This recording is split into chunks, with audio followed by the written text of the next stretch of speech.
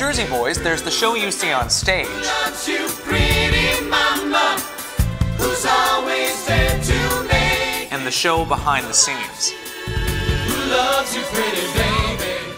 Every performance of this blockbuster musical about the rock and roll group The Four Seasons requires an army of backstage artists.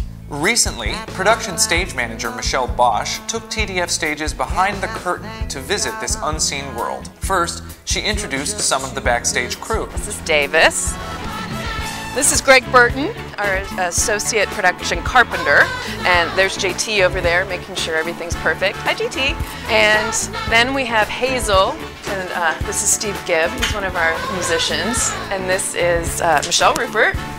And this is Brendan Fay, the two other people that work in stage management with me. Then she told us how a stage manager keeps Jersey Boys on track. So this is calling all the cues. So anytime you see a light move, anytime you see a piece of scenery move, it's because we're telling the person who does it to do it. We work on verbal cues and we work on lights, actually. So if we're talking about flying automation, up there, all the way over there, is a guy that sits at a computer that runs all of the automation. So when he's in warning for something, we turn on his lights. And when he's ready to go, when the cue happens, we turn off the light and it happens. We can also talk to our conductor who sits here, and we can also see him, because especially in a musical, so often the lighting or the scene change is taken off of music, so the conductor and the calling stage manager are always working together. Even though we're not talking, we're watching him for an upbeat, or when he's cutting something off, so that when you see a bump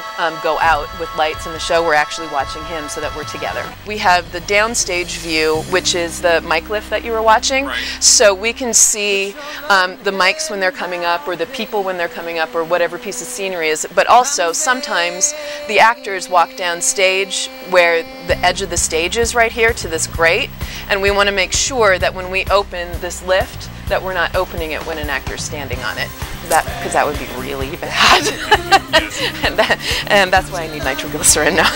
We've had people come back to watch the call of the show, and they're just amazed at how much action takes place backstage. It's like you would never know how the puzzle works from being out front. And that's, you know, the fun of it for us as stage managers, is figuring out that puzzle. Like, how do all these tables fit? How does this, you know, like, how do we make this happen to what the director wants it to look like? Because it's not as easy as just saying that it's going to happen.